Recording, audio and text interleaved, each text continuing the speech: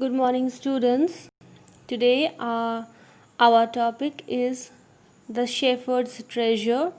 It's the third chapter of your supplementary book.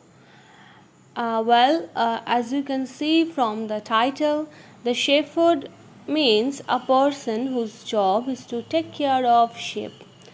This is the shepherd, and the shepherd's treasure. Treasure means the gems, materials or riches in large quantity. Khazana. So the shepherd's treasure, that means the treasure of the shepherd. It's an Iranian folktale. You know where is Iran? Iran is also called Persia. It is situated in Western Asia. Now let us start reading the prose, and I believe that listen to this video very carefully. I believe after listening and watching this video you will definitely understand the entire prose, and if you still have any doubts you can ask me there in our WhatsApp group, okay, or in our interactive session too. In a village in Iran, there once lived a shepherd. He was very poor. He didn't have a small cottage of his own. He had never been to school or learned to read and write, for there were very few schools in those days. Though poor and uneducated, this shepherd was very wise. He understood people's sorrows and troubles and helped them face their problems with courage and common sense. Many people came to him for advice. Soon he became famous for his wisdom and friendly nature. The king of that country heard about him and thought of meeting him. So, in the first two paragraphs, you see that in a village in Iran, a shepherd lived, and this shepherd, he was very poor. He didn't have even a small cottage. What does it mean by the word cottage? Cottage means a small house, especially in the countryside. He had never been to school or learned to read and write, and the shepherd, was poor. He didn't have any shelter to live. Not only that, he was not even educated. He was illiterate. Why? Because there were few schools. There are not enough schools in those days. In the second paragraph, we are going to learn the nature of this man. So, though poor and uneducated, this man, shepherd, was very wise, very intelligent, and sensitive. How do you know that? Because he understood people's sorrows and troubles, and not only that, he encouraged them to face the problems and with common sense. Many people came to him for his advice because he could give good advices. He was the well-wisher of every people of his village. He became very famous for his wisdom, for his knowledge, and for his friendly nature. So the king of that country, Iran, heard about this man and thought and wished to meet him. Disguised as a shepherd and riding on a mule, one day the king came to the cave where the wise shepherd lived. As soon as the shepherd saw the traveler coming towards the cave, he rose to welcome him. He took the tired traveler inside the cave and gave him water to drink and share of his own meager meal. The king rested for the night in the cave and was greatly impressed by the shepherd's hospitality and wise conversation. Disguised here means change your appearance so that people cannot recognize you. Such as if we use it in sentence like, she disguised herself as a boy. So when you change your appearance and dress like a shepherd, so the king here, though a king, but he was not there in his royal appearance. He very cunningly changed his dress like a shepherd and riding on a mule. A mule is an animal that has a horse and donkey as parents, used for carrying heavy loads here. So, riding on that mule, the king arrived here in front of the cave, because, as you know, that the poor shepherd didn't have any shelter to live. And as soon as the shepherd saw the traveler coming, what did he do? He welcomed him, and he took the tired, exhausted traveler to his cave and offered him water to drink, shared even his own meager. Meager means a small quantity. And poor in quality. And the king rested for the night in the cave and was greatly impressed by the shepherd's hospitality and wise conversation. What is hospitality? Hospitality is friendly and generous behavior towards guests. So you see that whenever any guest comes to your house, what do? We usually welcome him and arrange all the thing that make him comfortable. And so yes, that is hospitality. So the king was greatly impressed. He was very pleased to see the wisdom of this man and the hospitality of this man too. Now, the next part. Though still tired, the king decided to depart the next morning. He said, "Many thanks for your kindness to a poor traveler. I have a long way to go. Permit me to leave." So, though still tired, so in the morning, so the king was quite tired, as he used to live in royal palace, he used to live a luxurious life. Now, after riding on a mule for such a long way, he felt tired. So the king decided that he will leave. Depart here means leave that place in the next morning. So he said that he actually said, "Many thanks for your kindness to a poor traveler. Yes, and I have a long way to go. Permit me to leave." So he asked for his leave there to this shepherd, and thanking him for his all kindness, for his hospitality, as he gave him shelter for the night, and etc.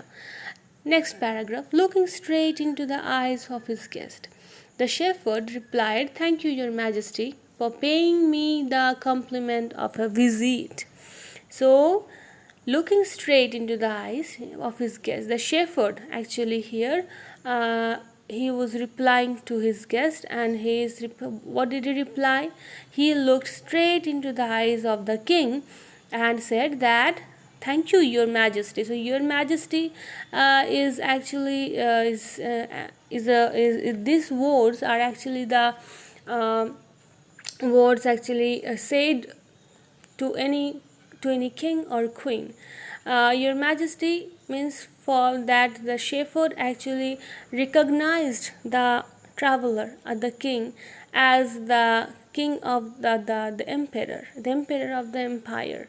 So he recognized him for paying me the compliment of a visit. So you can see that how intelligent this man is and how good-hearted this man is. His wisdom, he had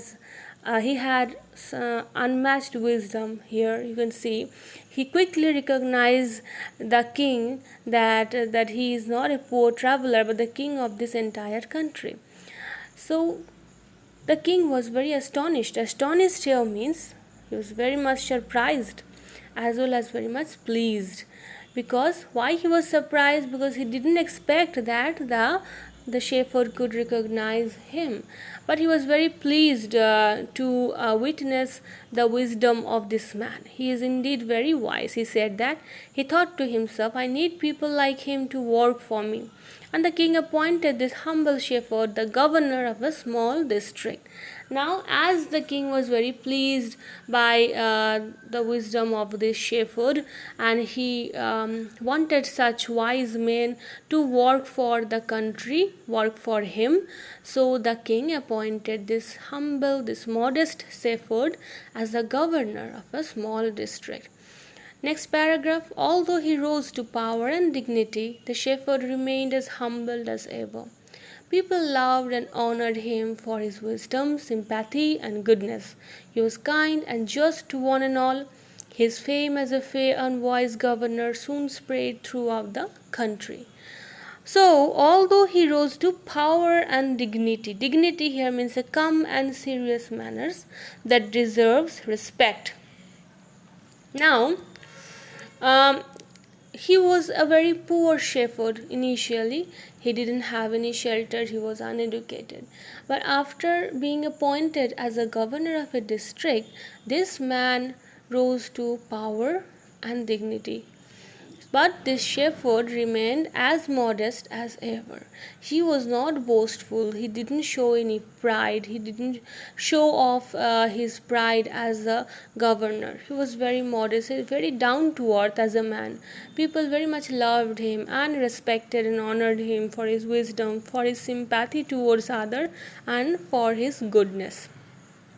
He was kind and just. Just here means he was he knows how to do justice towards others. He was very just, how to do justice to others.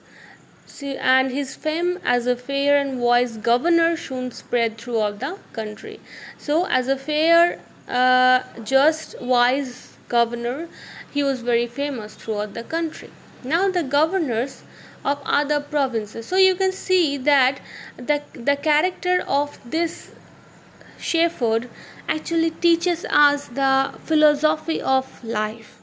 Whenever you are in what position you hold, whether you are a prime minister, whether you are a professor, whether you are any higher post or anything, whether you rise to power and dignity, you should always be humble.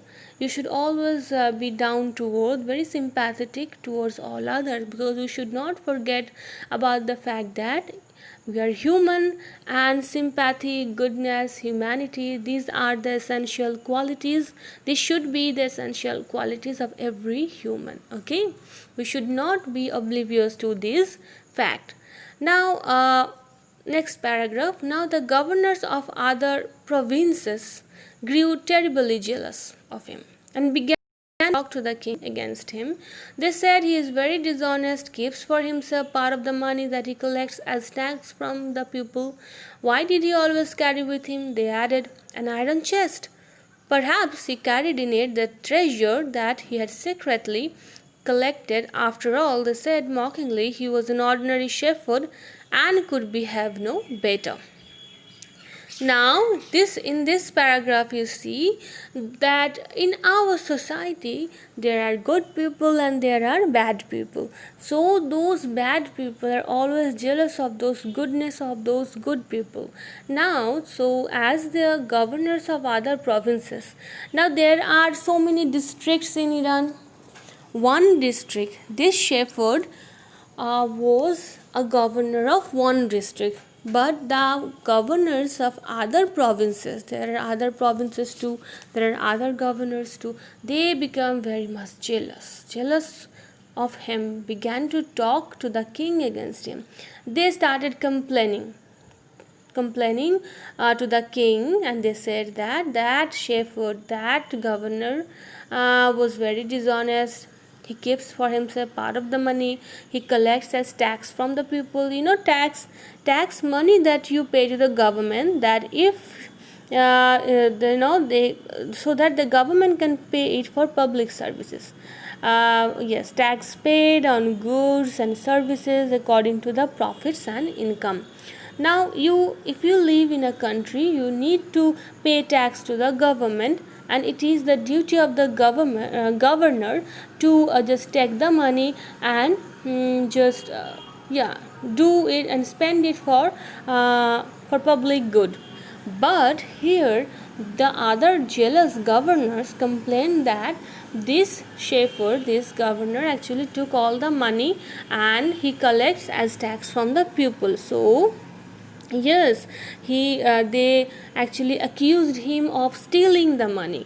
Why did he always carry with him, they added, an iron chest? So they accused this good-hearted governor, this shepherd, that he always he secretly actually carried an iron chest, and there we could find all the money that he stole so far. Now, perhaps he carried it in it the treasure that he had secretly collected. So they started assuming the fact that he carried in it, in the iron chest, all the treasure, all the riches and the gems and whatever he collected so far. After all, they said mockingly, he was an ordinary shepherd and could behave no better. So now, in the last line, you could say, they mockingly said, the ridiculous, it is very ridiculous because they even actually underestimated this poor ordinary man. As he was poor and ordinary shepherd initially, they thought that this man actually didn't deserve the post of a governor. He could not behave any better. He was just a poor man, and as so they think that according to those jealous governments, they thought that the poor are they does not deserve any higher post. They always they always have wants to steal money, and they are not suitable for any higher post at all. Okay, now this is it.